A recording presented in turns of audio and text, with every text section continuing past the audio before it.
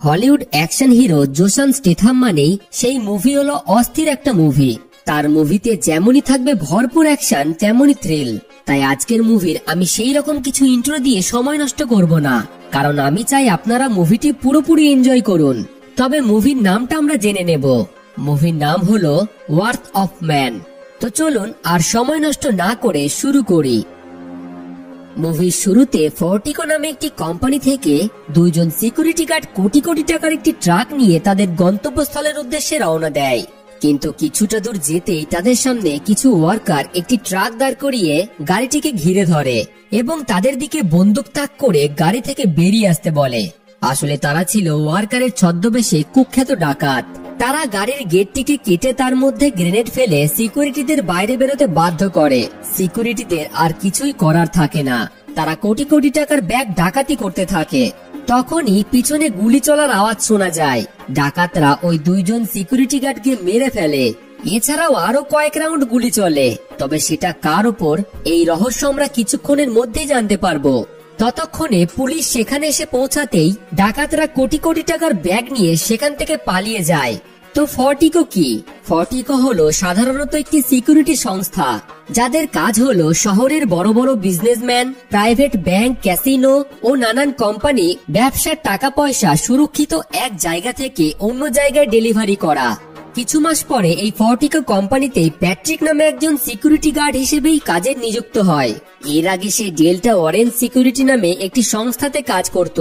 তবে এই কাজ তার আগের কাজের থেকে আরো ঝুঁকিপূর্ণ, কারণ ফর্টিকো কোম্পানির এক একটি ট্রাক প্রতিদিন মাত্র 3 জন গার্ডের সাথে $1.5 কোটি বেশি টাকা ডেলিভারি করে থাকে। এই কারণে ডাকাতদের আক্রমণ হওয়া স্বাভাবিক। তবে কোম্পানি প্যাট্রিককে উপযুক্ত ট্রেনিং দেওয়ার পরেই কাজে নিযুক্ত করবে। তার জন্য তাকে এই ট্রেনিং এ 70% মার্কস নিয়ে পাশ করতে হবে। কোম্পানির ম্যানেজার প্যাট্রিককে তার পরিবার সম্পর্কে জিজ্ঞাসা করতেই সে জানায় তার ডিভোর্স হয়ে গেছে এবং কাছের মানুষ বলতে কেউই নেই তার। ম্যানেজারের কাছে প্যাট্রিক এই কাজের জন্য উপযুক্ত মনে হয়, কারণ পরিবার না থাকলে সে মন দিয়ে তার কাজ করতে পারবে। এবার তার ট্রেনিং এ পাশ করার পালা। তার পরীক্ষা নেয় ফর্টিকো কোম্পানিরই একজন পুরনো সিকিউরিটি গার্ড বুলেট। এখানে তাকে ফিজিক্যাল ট্রেনিং থেকে শুরু করে কোম্পানির ট্রাক চালানো এবং সঠিকভাবে অস্ত্রকে বোঝা ও ব্যবহার করার ট্রেনিংও দেওয়া হবে। এরপর একে একে প্যাট্রিকের ট্রেনিং শুরু হয়ে যায়। সবকটি ট্রেনিং মিলিয়ে সে মোটামুটি পাস করার মতো মার্কস পেয়ে যায় এবং এই কাজে নিযুক্ত হয়ে যায়। পরদিন বুলেট তার সাথে বাকি সিকিউরিটি গার্ডদের পরিচয় করিয়ে দেয়। তবে প্যাট্রিকের সাথে কেউই খুব একটা পরিচয় করতে আগ্রহী ছিল না, তবে এতে প্যাট্রিকেরও কোনো যায় আসে না।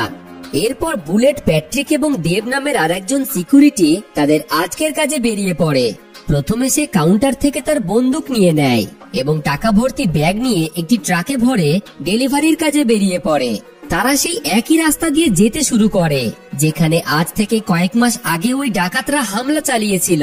সেই আক্রমণে ওই দুইজন সিকিউরিটির সাথে দেবও সেদিন মারা যেত, কিন্তু সেই দিন তার শারীরিক অসুস্থতার কারণে সে তাদের সাথে যায়নি, তাই সে এখন বেঁচে আছে।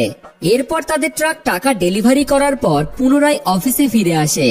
তাদের অফিসটি হাই সিকিউরিটি দিয়ে ঘেরা, পুরোপুরি ভিতর থেকে কম্পিউটার দ্বারা নিয়ন্ত্রণ করা হয়। 24 ঘন্টা সিসিটিভি ক্যামেরার মাধ্যমে নজরদারি চলে এবং অনেক সিকিউরিটি চেকআপের পরেই তাদের ট্রাক একবার বাইরে যাওয়ার পর পুনরায় ভিতরে ঢুকতে দেওয়া হয়। তো সেই দিনের কাজ শেষ করে সকলেই বারে ড্রিঙ্ক করতে গেলে বুলেট প্যাট্রিককেও তার সাথে যেতে বলে। কোম্পানির নিয়ম ছিল তাদের কাজ শেষে সকলের আইডি কার্ডগুলি এক জায়গায় রেখে তবেই তারা কোম্পানি থেকে বেরোতে পারত। তবে সকলে সেখানে আইডি কার্ড রেখে চলে গেলে প্যাট্রিক তার আইডি কার্ডটি রাখার সময় কেমন যেন কৌতূহলের নজরে সকলের আইডি কার্ডগুলিকে দেখতে থাকে। মনে হচ্ছিল সে কাউকে খুঁজছে। এরপর বাড়ি গিয়ে সকলেই মজা করছিল, তবে তাদের প্রত্যেকের মুখে শুধু প্যাট্রিকেরই আলোচনা শোনা যায়। জন নামে সেই কোম্পানিতে কাজ করা একজন ব্যক্তি প্রথম দিন থেকেই প্যাট্রিককে খুব একটা পছন্দ করত না। তার অন্য বন্ধুরা জনকে জানায় প্যাট্রিককে নাকি তাদের ম্যানেজার খুবই পছন্দ করে এবং জনের কাজ এরপর থেকেই সেই করবে। এটা শুনে জন আরো রেগে যায় এবং এই ব্যাপারে প্যাট্রিকের সাথে কথা বলতে চায়। তবে প্যাট্রিক তাকে খুব একটা গুরুত্ব দেয় না এবং তাকে কিছু টাকা দিয়ে একটি ড্রিঙ্ক কিনে তার থেকে দূরে দাঁড়িয়ে খেতে বলে, যাতে সে বিরক্ত বোধ না হয়, যেটা সকলের সামনে জনের অপমানিত বোধ হয়। তবে প্যাট্রিকের এই অ্যাটিটিউড ডোনার খুবই পছন্দ হয়। ডোনাও ছিল সেই কোম্পানির একজন সিকিউরিটি। পরদিন একইভাবে তারা কিছু টাকা ডেলিভারি করার জন্য একটি জায়গায় যায়। তবে অনেকক্ষণ পর বুলেট সেই টাকা ডেলিভারি করে ফিরে না আসলে দেব তার সাথে ওয়াকিটকিতে যোগাযোগ করে। তবে অপর প্রান্তে কিছু ডাকাতদের আওয়াজ সে শুনতে পায়, যারা বুলেটকে হোস্টেজ বানিয়ে নেয়। তার পরিবর্তে তারা ট্রাকের প্রায় 25 লাখ ডলার চেয়ে বসে। তা না দিলে বুলেটকে তারা মেরে ফেলবে। এটা শুনে তো দেবের হাত পা কাঁপতে শুরু করে। সে প্যাট্রিককে জানায় তাদের গাড়িতে প্রায় 25 লাখ ডলার আছে, আর যেহেতু তারা এখন সুরক্ষিত, তাই এই টাকা নিয়ে তারা পুনরায় অফিসে ফিরে যাবে। কিন্তু প্যাট্রিক প্রথমে তাকে শান্ত হতে বলে। তাকে দেখে মনে হচ্ছিল এটা খুবই সামান্য একটা ব্যাপার। সে বুলেটকে বাঁচানোর জন্য পুনরায় ওই ডাকাতদের সাথে তাকে কথা বলতে বলে, কারণ বুলেট তাদের পার্টনার, আর পার্টনারকে ছেড়ে সে কোনোভাবে এখান থেকে যাবে না। এই কথা শুনে দেব কিছুটা শান্ত হয়ে ডাকাতদের সাথে কথা বলে তাদের দেওয়া ঠিকানায় পৌঁছে যায়। সেখানে ডাকাতরা বুলেটের মাথায় বন্দুক ধরে তাদের গাড়ি থেকে সকল টাকার ব্যাগ ডাকাতদের গাড়ির ডিক্কিতে ছুড়ে দিতে বলে। তবে দেব জানায় যদি তারা একবার গেটটিকে খুলে বাইরে বেরোয়, তাহলে বুলেটের সাথে সাথে তাদের দুইজনকে ওই ডাকাতরা মেরে ফেলবে। কিন্তু প্যাট্রিক ছিল পুরোপুরি কনফিডেন্ট। সে গাড়ির পিছনের গেটটি খুলে একে একে টাকার ব্যাগ ডিক্কিতে ফেলতে শুরু করে এবং এরই মধ্যে ইচ্ছা করে একটি ব্যাগ বাইরে ফেলে, যার ফলে সেই ডাকাত ব্যাগ তুলতে বাইরে আসলেই এই ফাঁকেই সে বন্দুক বার করে একেবারে সেই ডাকাতকে হেডশট দেয়। এরপর একে একে সে সকল ডাকাতকেই হেডশট দিয়ে ডাউন করতে থাকে। তার একটি টার্গেটও মিস হয় না। এই দৃশ্য দেখে ডাকাতদের লিডার সেখান থেকে পালাতে থাকে। প্যাট্রিকও তার পিছু নেয় এবং তাকে ধরেও ফেলে।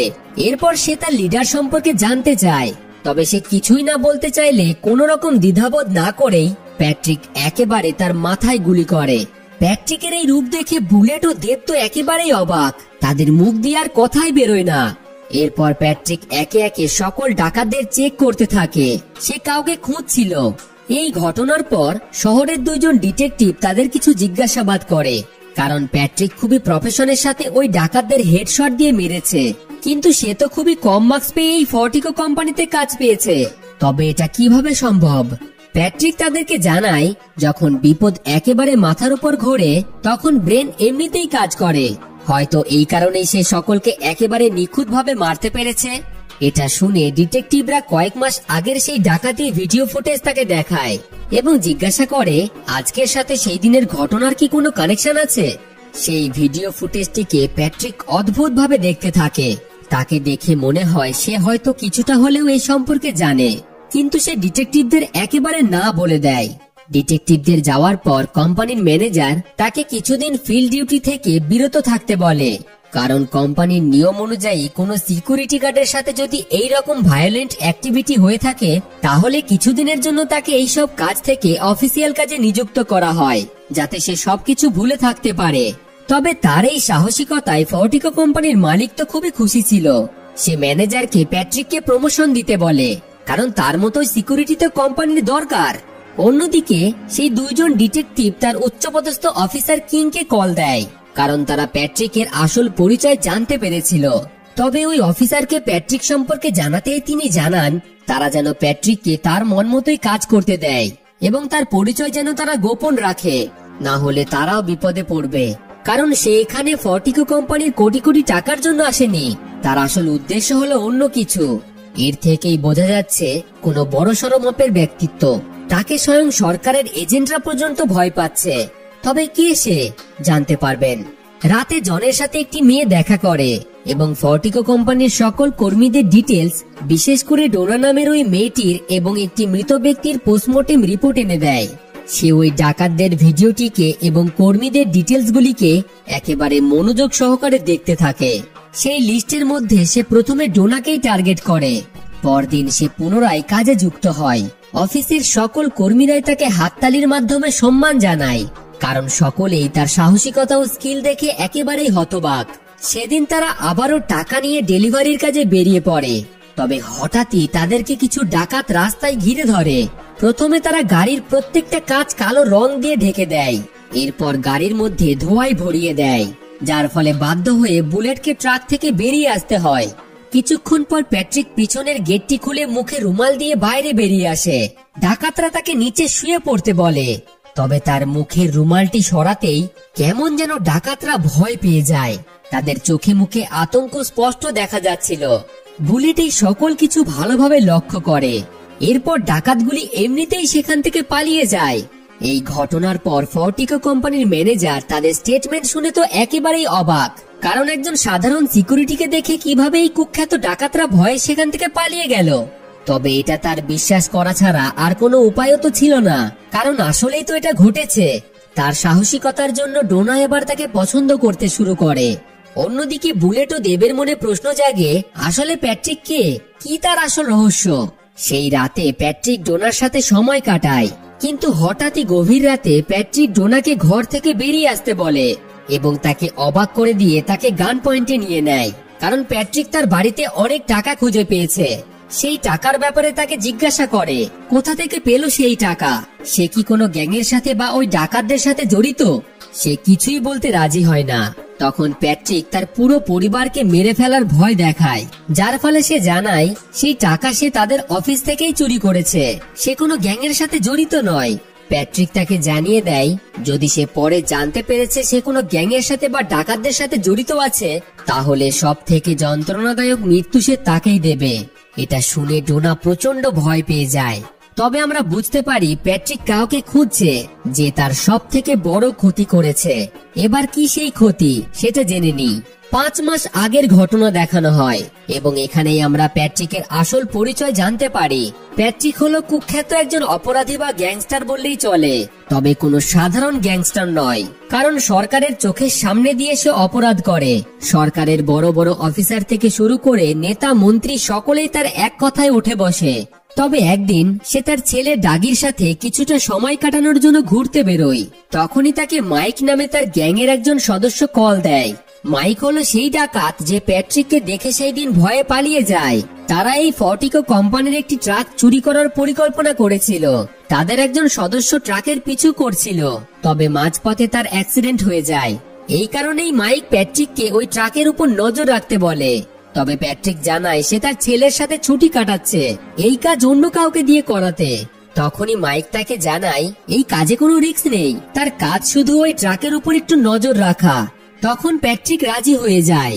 তার ছেলেকে নিয়ে সে ফর্টিকো কোম্পানির সামনে গিয়ে পৌঁছায়। সে তার ছেলেকে গাড়িতে রেখে সামনের খাবার স্টল থেকে খাবার কেনার বাহানায় ট্রাকটির উপর নজর রাখতে থাকে। আর এই দিনটি হলো মুভির শুরুতে দেখানো সেই ডাকাতির ঘটনার দিন। ডাকাতির পর ডাকাতদের মধ্যে জ্যান নামে একজন ইচ্ছা করেই 2 জন সিকিউরিটিকে হত্যা করে দিয়েছিল। পাশের গাড়িতেই ডাগি চুপচাপ বসে গান শুনছিল। তবে হঠাৎই তার নজর জ্যান নামে ওই ডাকাতের উপর পড়ে। মুখের মুখোশটি তখন তার খোলা ছিল, যা ডাগি দেখে ফেলে, যার ফলে ডাকাতরা তাকে গান পয়েন্টে করে তাকে গাড়ি থেকে বেরিয়ে আসতে বলে। সে ছিল খুবই সাধারণ একটা ছেলে। এই পরিস্থিতিতে সে প্রচন্ড ভয় পেয়ে যায় এবং তার বাবাকে কল করতে থাকে। ডাকাতরা তাকে গাড়ি থেকে বার করে নিচে শুয়ে পড়তে বলে। প্যাট্রিক তখন তার কাজ ছেড়ে খাবার নিয়ে এই দিকেই আসছিল। সেই সময় জ্যান নামের ওই ডাকাত তার চোখের সামনে তার ছেলেকে মেরে ফেলে। সে ছুটে যায় তাকে বাঁচানোর জন্য, তবে ডাকাতরা তাকেও গুলি করে। আহত অবস্থাতেই প্যাট্রিক একভাবে জ্যানের দিকে তাকিয়ে থাকে। ডাকাতরা জানতো না তারা কত বড় ভুল করে ফেলেছে। সে কোনো সাধারণ ব্যক্তি নয়, একজন আন্ডারওয়ার্ল্ড গ্যাংস্টার। প্যাট্রিককে হসপিটালে ভর্তি করা হয়। এই ঘটনার পর সে প্রচন্ড ভেঙে পড়ে। তার স্ত্রী তার ছেলের মৃত্যুর জন্য তাকে দায়ী করে। যদিও বা সেদিন সে তার ছেলেকে বাঁচানোর চেষ্টা করেছিল, তবে সেই দিন তার ছেলেকে সেখানে না নিয়ে গেলে হয়তো এখন সে জীবিত থাকতো। ছেলের মৃত্যু এবং স্ত্রীর দুঃখ তার মনে প্রতিশোধের আগুন জ্বালিয়ে তোলে। সে এবার ওই ডাকাতদের খোঁজার কাজে লেগে যায়। প্রথমে সে FBI এজেন্ট কিং এর সাথে দেখা করে, তবে আসলে এই ঘটনার পিছনে স্থানীয় কোনো ডাকাত দল বা গ্যাং আছে কিনা সে সম্পর্কে কিং তাকে কিছুই বলতে পারে না। কিন্তু কয়েকজন সন্দেহভাজন লোকের লিস্ট তার হাতে তুলে দেয় এবং তার যেভাবে ইচ্ছা সেভাবে তাদের থেকে আসল সত্যটা বার করে সকল দোষীদের খুঁজে বার করতে বলে সে। এই কাজে আইন সবসময় তার পাশে থাকবে এবং কোনো রকম তার কাজে হস্তক্ষেপ করবে না। একে একে তারা শহরের সকল গ্যাং ও ডাকাতদের কিডন্যাপ করে তাদের উপর টর্চার চালায়। অনেকজনকে তারা নির্মমভাবে মেরেও ফেলে, তবে সেই ডাকাতদের তারা কোথাও খুঁজে পায় না। যার ফলে একদিন মাইক প্যাট্রিককে জানায় এইভাবে যদি তারা একে একে সকলকে মারতে থাকে তাহলে এক সময় তারা গ্যাং ওয়ারে জড়িয়ে পড়বে। তাদের সকল আন্ডারগ্রাউন্ড বিজনেস পুরোপুরি বন্ধ হয়ে যাবে। প্যাট্রিক তাদের সমস্যাটা বুঝতে পারে, যার ফলে তার এই পার্সোনাল প্রতিশোধে তাদেরকে আর না জড়িয়ে এবার একাই তার ছেলের খুনিদের খোঁজার কাজে সে লেগে যায়। সে প্রথমে ক্রিস্টি নামে একটি মেয়ের কাছ থেকে তার পুরনো সকল ক্রিমিনাল রেকর্ড মুছে দিয়ে একটি ফেক আইডেন্টিটি ডকুমেন্ট বানিয়ে ফেলে, যাতে সে খুব সহজেই ফর্টিকো কোম্পানিতে সিকিউরিটি গার্ডের চাকরি পেয়ে যায়। এবং এরপরেই প্যাট্রিক তার নকল আইডেন্টিটি দিয়ে ফর্টিকো কোম্পানিতে সিকিউরিটি হিসেবে জয়েন করে। এবার আমাদের সেই ডাকাত গ্রুপকে দেখানো হয়, যারা সকলেই এর আগে ইউএস মিলিটারিতে সৈনিক হিসেবে ছিল, তবে বর্তমানে তারা ছোট ছোট জায়গায় কাজ করে। তাদের খুবই সামান্য টাকা মাইনে তাদের কাছে পর্যাপ্ত ছিল না, এই কারণেই তারা এই ডাকাতের কাজ বেছে নিয়েছে। এই দলের প্রধান ছিল সার্জেন্ট, যে নিজেই সকল ডাকাতির পরিকল্পনা করে ডাকাতিগুলি করত। প্রথমে তারা ছোটখাটো জায়গায় ডাকাতি করত, কিন্তু বড় হাত মারার জন্য তারা ফর্টিকো কোম্পানির সেই টাকা ভর্তি গাড়িটিতে সেই দিন ডাকাতি করে। তাদের মধ্যে জ্যান ছিল সম্পূর্ণ অন্য রকমের এবং খুবই খ্যাপাটে মেজাজের। কাউকে খুন করতে তার হাত কাঁপে না। কিন্তু এই ডাকাতদের টিম অপরাধের জগতে সামান্য ছোট ছোট পুঁটি মাছ ছিল। এখন তো তাদের পিছনে সমুদ্রের সব থেকে বড় হাঙর মাছ তাদেরকে গিলে খাওয়ার জন্য উঠে পড়ে লেগেছিল, আর সেটা হলো প্যাট্রিক। তো যাই হোক, সেই দিনের ডাকাতিতে তারা সামান্য কিছু লাখ ডলার ডাকাতি করতে পেরেছিল, কিন্তু সেই ডাকাতি তাদের মনে টাকার প্রতি আরো লোভ জাগিয়ে তোলে, যার ফলে একদিন পুরো গ্রুপ একটি জায়গায় দেখা করে এবং সার্জেন্ট বড়সড় চুরির পরিকল্পনা বানাতে থাকে। এতদিন ছোট ছোট চুরি করে তারা খুব একটা টাকা ডাকাতি করতে পারেনি, কিন্তু এবার তারা ফর্টিকো কোম্পানিতেই ডাকাতি করার পরিকল্পনা করে ফেলে। সারা মাস কাজের পর ব্ল্যাক ফ্রাইডের দিন শহরের কোটি কোটি টাকা ফর্টিকো কোম্পানির অফিসে ডেলিভারির জন্য জমা হয়, যা প্রায় 150 মিলিয়ন ডলারেরও বেশি হতে পারে। তবে টাকা যেহেতু বেশি, এই কাজে তাদের রিস্কও ছিল অনেকটা, তাই সার্জেন্ট আগে থেকেই তাদেরকে জানিয়ে দেয় এই ডাকাতিতে যদি কেউ মারা যায় তাহলে জীবিত অন্যজন তার ভাগের সকল টাকা তার পরিবারের হাতে তুলে দেবে।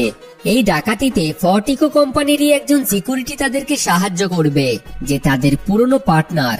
এর আগের ডাকাতিতেও সেই ব্যক্তি ট্রাকের সঠিক লোকেশন তাদেরকে পাঠিয়ে ডাকাতিতে সাহায্য করেছে, তাই ডাকাতির সকল টাকা তাদের মধ্যে সমান ভাগে ভাগ হবে। আর যদি তারা কোনোভাবে সেই টাকা চুরি করতে পারে তাহলে সারা জীবন তারা বসে খাবে। এই পরিকল্পনায় সকলে রাজি হয়ে যায় এবং তারা ডাকাতির প্ল্যান করতে থাকে। আরো এক সপ্তাহ কেটে যায়। প্যাট্রিক এখনো ফর্টিকো কোম্পানির কাজের সাথে সাথেই তার ছেলের খুনিদের খুঁজে বেড়াচ্ছে। অবশেষে ব্ল্যাক ফ্রাইডের দিন চলে আসে। কোম্পানির ম্যানেজার সকলকে একসাথে জড়ো করে বিশেষ করে আজকের দিনটিতে সতর্ক থাকার কথা বলে, কারণ আজ প্রায় 180 মিলিয়ন ডলার তারা এই অফিসে নিয়ে এসে জমা করবে। এরপর একে একে প্রত্যেকটা ট্রাক টাকা পিক আপ করার জন্য শহরের নানান জায়গায় বেরিয়ে পড়ে। অন্যদিকে ডাকাতরাও তাদের ডাকাতের জন্য তৈরি হতে থাকে। এরই মধ্যে বুলেট ও প্যাট্রিক যখন তাদের টাকা নিয়ে ফিরছিল, তখন বুলেট প্যাট্রিককে এক অবাক করা কথা বলে। সে জানায় তার কিছু বন্ধু আছে যাদেরকে সে সাহায্য করে এবং তার বিপদে তারাও তাকে সাহায্য করে আসছে। আসলে কোম্পানির টাকা ডাকাতি হওয়ার পিছনে তার সেই বন্ধুদেরই হাত আছে, আর এই কাজে সে তাদেরকে সাহায্য করে। তবে কিছু মাস আগের ডাকাতিতে তারা একজন পথ চলতি সিভিলিয়ানকে হত্যা করেছিল, যার কারণেই তারা এতদিন আন্ডারগ্রাউন্ড ছিল। কিন্তু আজ তারা পুরো ফর্টিকো কোম্পানিতে ডাকাতি করবে। বুলেট জানতো না সে কাকে এইসব কথা বলছে। বুলেট প্যাট্রিককে এই কাজে তাকে সাহায্য করতে বলে, আর যদি সে সাহায্য করে তাহলে সে কিছু টাকা পাবে, নইলে তারা তাকেও মেরে ফেলবে। প্যাট্রিক আর কিছু না ভেবে তার কথায় রাজি হয়ে যায়, কারণ এত মাস পর অবশেষে সে তার ছেলের খুনিদের খুঁজে পেয়েছে। এরপর বুলেট গাড়িটিকে নিয়ে একটি পুরনো ফ্যাক্টরির মধ্যে গিয়ে দাঁড় করায়।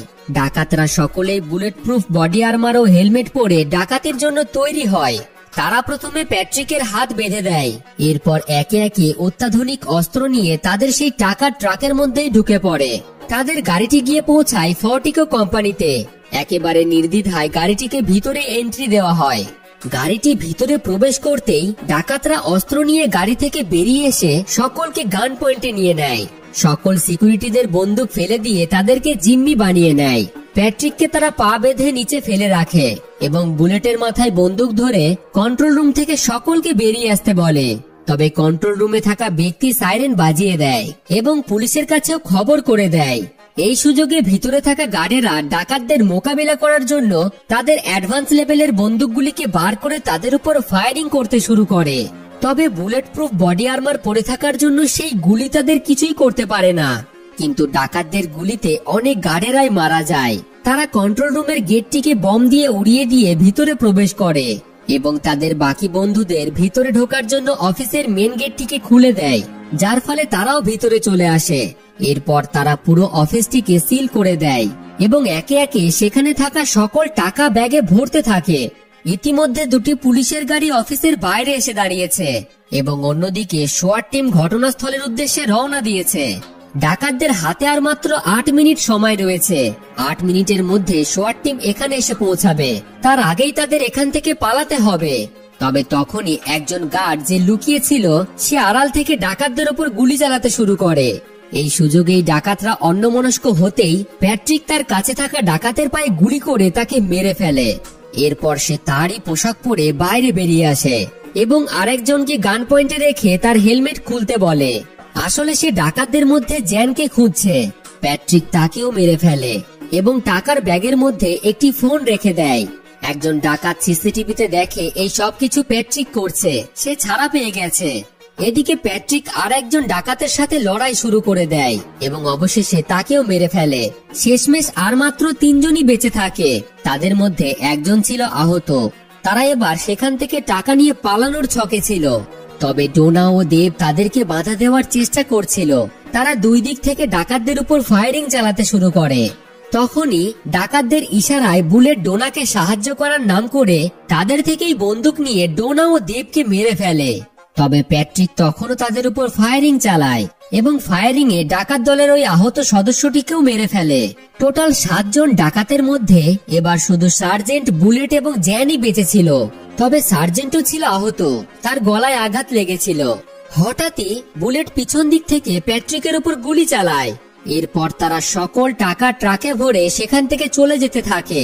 প্যাট্রিক আহত অবস্থায় এক নজরে জ্যানের দিকে আগের মতোই তাকিয়ে থাকে, তবে সে কিছুই করতে পারে না। তারা মেন গেটটিকে খুলে পুলিশের গাড়িতে ধাক্কা দিয়ে সেখান থেকে বেরিয়ে যায়। সারা শহরে পুলিশ তাদের পিছু করে। তবে ডাকাতেরা আগে থেকে এই সবকিছু পরিকল্পনা করেছিল। তারা পুরো শহরে বিস্তৃত একটি টানেলের মধ্যে ঢুকে পড়ে এবং সেই টানেলের গেটটিকেও বন্ধ করে দেয়। সেখানে তারা টাকার ব্যাগগুলিকে নামিয়ে নেয়। বুলেট যখন টাকার ব্যাগগুলিকে বার করছিল সেই ফাঁকে জ্যান তার আসল রূপ দেখায়। সে আহত সার্জেন্টকেও মেরে ফেলে। তারা তো সকলেই একসাথে ডাকাতির প্ল্যান করেছিল, কিন্তু জ্যান তাদের সকলকে মেরে এই টাকা একা ভোগ করার পরিকল্পনা করে। তবে এই কাজ তার অনেকটা সহজ হয়ে যায়, কারণ এর আগেই তার টিমের অনেকেই মারা গেছে। বাকি টাকা নিয়ে সে এবং বুলেট যখন সেখান থেকে চলে যাচ্ছিল তখন বুলেট তাকে সার্জেন্ট সম্পর্কে জিজ্ঞাসা করলেই সে জানায় তিনি মারা গেছেন। বুলেট তাকে পুনরায় আর প্রশ্ন করে না, কারণ এতে তাদের মধ্যে টাকার ভাগ অনেকটা বেশি হবে। তবে সে জানতো না জ্যানের পরিকল্পনা কি। সেই টাকা নিয়ে তারা টানেলের একেবারে শেষ মুহূর্তে এসে পৌঁছায়, যেখানে আগে থেকেই তারা একটি গাড়ি রেখেছিল। সকল টাকা তারা গাড়িতে লোড করে ফেলে। বুলেট এবার জ্যানকে মারার পরিকল্পনা করে, তবে বুলেট জানতো না জ্যান তার থেকে এক ধাপ এগিয়ে চিন্তা ভাবনা করে। জ্যান বুলেটকেও গুলি করে মেরে ফেলে এবং সেই টাকা নিয়ে টানেল থেকে বেরিয়ে সেখান থেকে পালিয়ে যায়। পরের দৃশ্যে দেখা যায় জ্যান তার বাড়িতে ডাকাতির খুশিতে বেশ মজা করে ড্রিঙ্ক করছে। তখনই সেই ব্যাগে থাকা ফোনটি বেজে ওঠে। সে ফোনটিকে কেটে দেয়। সেই সময় পিছন দিক থেকে প্যাট্রিক বলে ওঠে, কি হলো, ফোনটা ধরলে না কেন? সে একেবারে চমকে ওঠে। জ্যান জিজ্ঞাসা করে, কি চাই তোমার, কেন তুমি আমার পিছু করছো? প্যাট্রিক তার ছেলের পোস্টমর্টেম রিপোর্টটি তার কাছে ছুড়ে দেয়। সেটি দেখে এবার জ্যান বুঝতে পারে সেই দিনের ডাকাতিতে যে ছেলেটিকে সে খুন করেছিল তার প্রতিশোধের জন্যই প্যাট্রিক এখানে এসেছে। জ্যান এবার তাকে টাকার লোভ দেখায়, তবে প্যাট্রিক এখানে টাকার জন্য আসেনি। প্যাট্রিক তার ছেলের বদলা নেওয়ার জন্য এসেছে। প্যাট্রিক সরাসরি জ্যামের ঠিক সেই জায়গায় গুলি করে যে জায়গায় তার ছেলেকে সে গুলি করেছিল। অবশেষে জ্যান মারা গেলে প্যাট্রিক নিচে নেমে আসে। এজেন্ট কিং তার জন্য অপেক্ষা করছিল। সে প্যাট্রিককে জিজ্ঞাসা করে, তার কাজ কি শেষ? প্যাট্রিক জানায়, হ্যাঁ, আমার কাজ শেষ। এই বলে সে একটি গাড়িতে করে সেখান থেকে চলে যায় এবং এর সাথেই মুভিটি এখানেই শেষ হয়ে যায়। তো বন্ধুরা, কেমন লাগলো আজকের এই গ্যাংস্টারের কাহিনী? যদি আপনাদের ভালো লেগে থাকে তাহলে ভিডিওটিকে একটি লাইক এবং বন্ধুদের সাথে শেয়ার করে দেবেন। আর আপনাদের মতামত কমেন্টে অবশ্যই জানাবেন, মানে কেমন লাগলো বা এইরকম ভিডিও আপনারা আরো দেখতে চান কিনা সেটা কমেন্টে জানাবেন। আর এইরকম ভিডিও যদি আপনারা পছন্দ করে থাকেন তাহলে আমাদের চ্যানেলের সাথে জুড়ে থাকুন আর দেখতে থাকুন।